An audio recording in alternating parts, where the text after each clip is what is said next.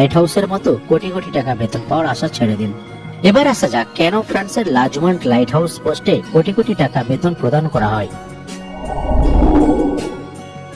ফ্রান্সের বিখ্যাত লাজুমান্ট light house গড়ে উঠেছে ফ্রান্সের ব্রিটানির প্রশান্ত উপকূল থেকে প্রায় 300 মিটার দূরে সমুদ্রের অনেকটা মাঝে। উত্তাল সমুদ্রের উঁচু উঁচু ঢেউ সমুদ্র মাঝারে সৃষ্ট পাথুরে প্ল্যাটফর্মের উপর আছড়ে পড়ে। দূর থেকে দেখে মনে হয় এই বুঝি ঢেউয়ের আঘাতে ভেঙে পড়বে। 1904 সাল থেকে 1911 সাল পর্যন্ত নির্মিত এই বাতিঘর আর গাগেজ নামেও পরিচিত। সমুদ্র উপকূল থেকে এতটা দূরে অবস্থান ও উত্তাল তরঙ্গের জন্য এখানে ইলেকট্রিক সাপ্লাই দেওয়া সম্ভব হয়নি, আর সেই জন্য এখানে লাইট চালানোর অন্যতম ভরসা তৈল শক্তি। অনেকে হয়তো প্রশ্ন করবেন যে কেন এখানে সৌরশক্তি ব্যবহার করা হয় না।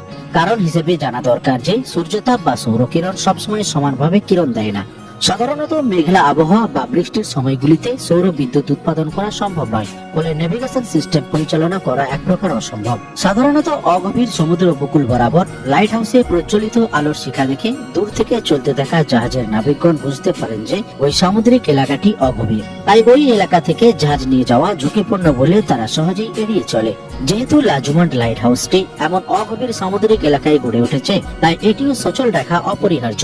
উত্তাল সামুদ্রিক ঢেউ বাতিঘরের প্রায় উপরে আছড়ে পড়ায় এবং অত্যন্ত ঝুঁকি নিয়ে ডিউটিতে যাওয়া আসা করতে হয় বলে এই লাইট হাউস কিপারের কাজ কেউ করতে চায় না। পরিবেশ যতই খারাপ হোক, আপনাকে লাইট হাউসের ডিউটি নিষ্ঠার সাথে পালন করতেই হবে, না হলে একজন লাইট হাউস কিপারের সামান্য ভুলের কারণে বড় যাত্রীবাহী জাহাজ কিংবা কার্গো শিপ রাতের অন্ধকারে উপকূলে ধাক্কা খেয়ে ডুবে যেতে পারে। অতীতে এই ধরনের ঘটনা বেশ কয়েকবার ঘটেছিল। যেহেতু এত ঝুঁকিপূর্ণ কাজ কেউ করতে চায় না, তাই এখানে এত টাকা স্যালারি প্রদান করা হয়, যা বিশ্বের আর কোথাও করা হয় না।